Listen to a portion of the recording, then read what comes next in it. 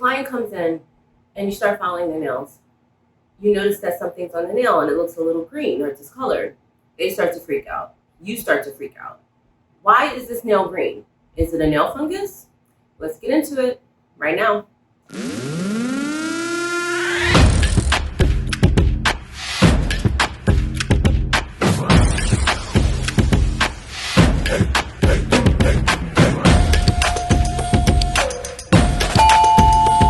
Hey guys, welcome back to my channel. If you are new here, what's up? Don't forget to like and subscribe, and don't forget to hit that notification bell so you can be notified when I post a new video every week.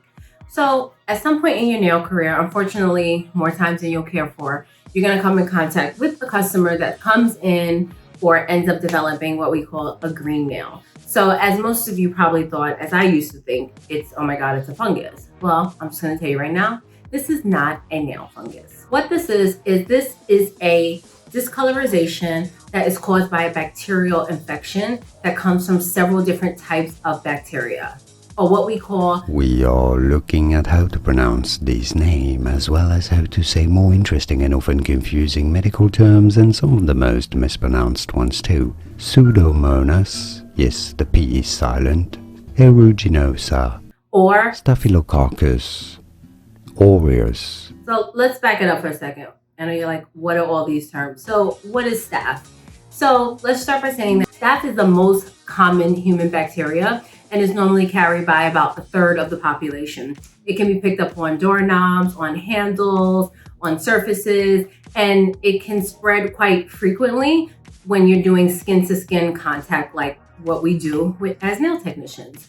So this bacteria is unique in that it doesn't need the same type of environment as a fungal organism, and it can easily be found on the feet and the hands. We as nail techs think that this can be caused when there's lifting or separating from the nail enhancement to the nail plate, or when water gets inside, the green will start to form. Well, actually, this is a myth. This is not true. Bacteria doesn't come from water, so that's not what happens. Infections are caused by some of the reasons that I just said when it comes to coming in contact with this bacteria, touching doorknobs and such, and when implements are contaminated with large amounts of bacteria. This is why proper cleaning of your tools is super duper important. Also, why cleansing and preparing the nail plate before you're doing any type of nail enhancements is very important. If pathogens are not present, then infections cannot occur. So how do we deal with this when our client comes in with a green nail? So in the early stages of the nail becoming a little bit infected, what we see it as is about like a yellowy greenish color. But if not handled, it can change to more of a brown to black color. If that happens and your client comes in and it's more on the super dark side, like black or brown, we must not treat it. That means that it's gone past the point of maybe where we can help them or overlook it or work around it or whatever the case may be. And we want to just refer them to a physician to have them have a professional look at it. However, if you are able to catch it in the beginning stages, then you'll be able to kind of work around it. And I'll show you that in a few minutes.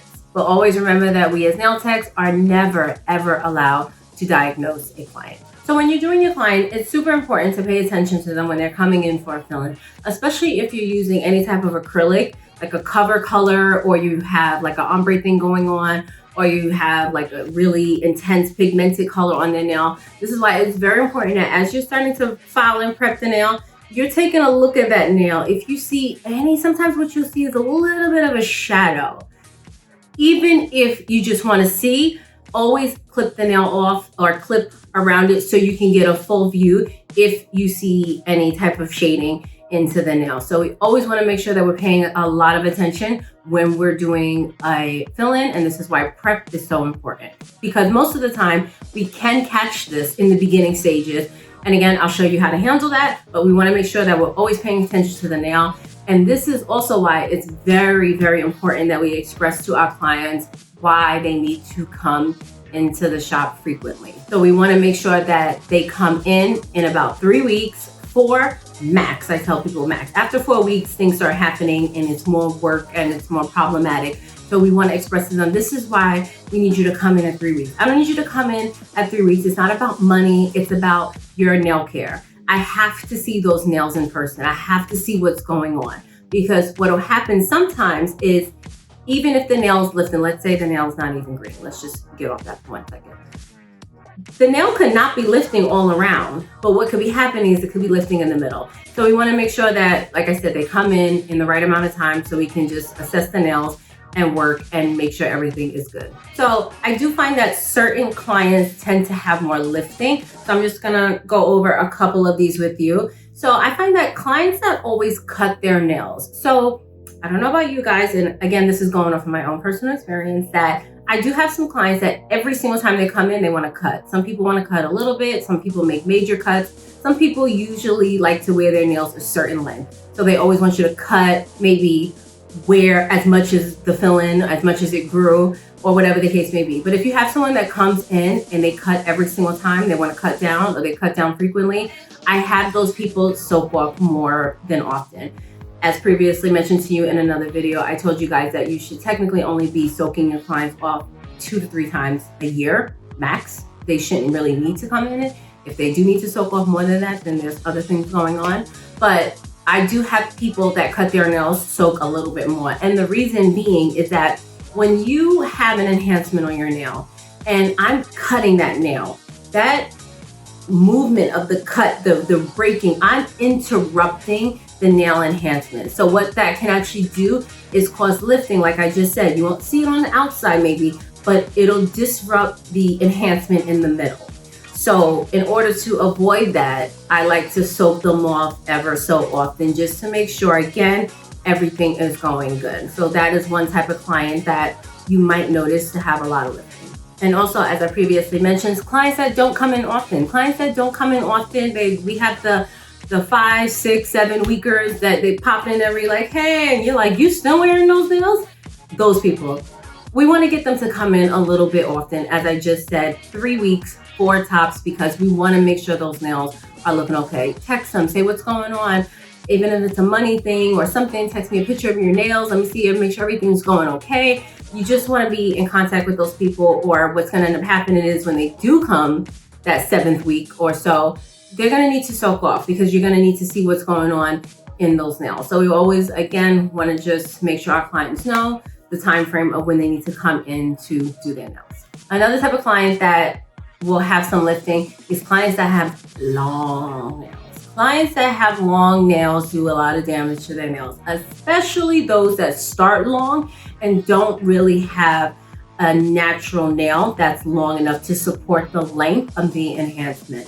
What's happening is these nails are getting beat up. They're being hit, they're being maneuvered, no matter, and it has nothing to do with you as a nail tech. You did your job, you built the nails, you structured it. But what happens now is, if I have my apex where it needs to be, and it grows out, she's gonna lose that durability. Remember, your apex is near your stress area. This is what's gonna keep your nail from being supported when you're banging. So once that structure and support moves up, it's in the wrong place. This is why we invented things called a rebalance. When we are doing nails, sometimes we have to move that apex back down to where it's supposed to be because it grew out. So if she has long nails and that structure is not supporting it anyway, she's gonna bang her nails, and again, possibly cause some lifting on the edges or with inside the nail enhancement. So right now, I'm gonna show you how we can deal with these clients when they come in with a green nail. Again, if we catch this in the beginning stages, most of the time it's superficial, meaning it's just on the surface and it could be filed away. But I'm gonna show you how to assess the nails, what to look for, and how to deal with a client when you notice that they have a bacterial infection. All right, so I'm filing my client's nails. I'm removing their gel polish, and all of a sudden I start to see that the nail is a little tinted. So if you take a look at this nail, you can see, I see a shadow. This is a little bit more thinner, so you see that it's actually green. So once you start to see that, you wanna just take your bit and file the nail in that area as thin as possible. So I'm just gonna keep filing to get it as thin as possible, obviously without burning her, so I can move on to the next step.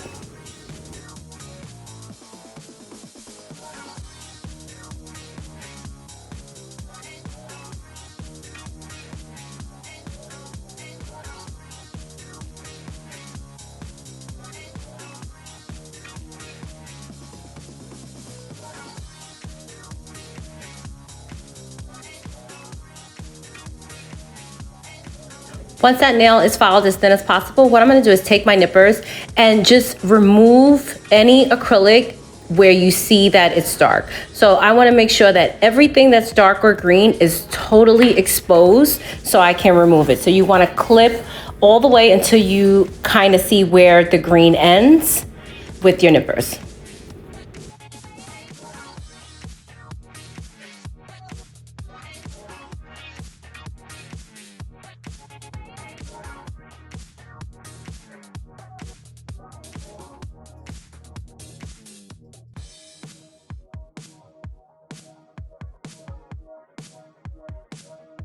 Once I'm done removing all of that, you can see, I see all of this infection going on. So what I'm gonna do now is go back in with my drill bit and I'm going to just lightly file. So remember, most of the time, if your customers are good and they're coming in on time, it's most of the time superficial, so it would come off with just some filing. So I'm going to make sure that I'm removing everything that I see with my nail bit lightly. I go in with my cuticle safety bit and just file around the cuticle. And also I do find that this cuticle safety bit, it does work. It has a little bit of abrasiveness to it. So I'll use that to also make sure that little piece of acrylic that's on the free edge is being mended into the nail so there's no more nail exposed. Then I'm gonna go in with my sanding bit and just file a little bit more on top to make sure that I really get as much of the green off and that I'm blending in the edge of the nail that's remaining to the nail plate.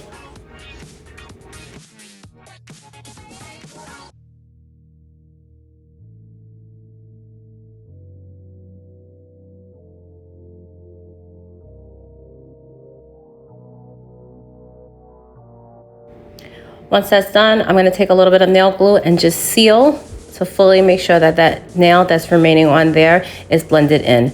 And then I'm just gonna go ahead with my normal application process of dehydrating the nail and then priming the nail before giving her her filling.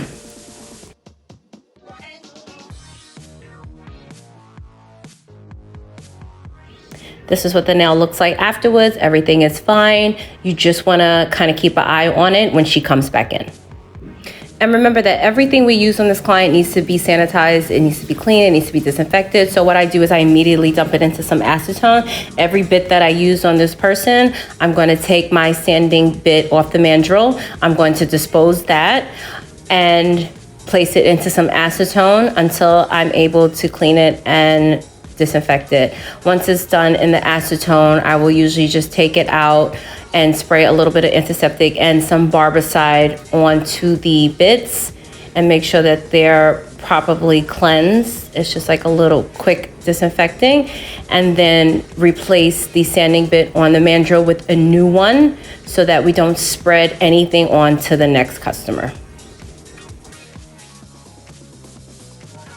Okay, if you guys missed the video that talks about all other different types of nail disorders and diseases, I will leave a link above and you can go check that out. And then I will leave a link over here with my playlist about nail education when I'm talking about sanitizing, disinfecting, nail anatomy, nail chemistry, and all that good stuff. If you like this video, please give it a thumbs up and I will see you next week. Thank you so much for watching. Bye.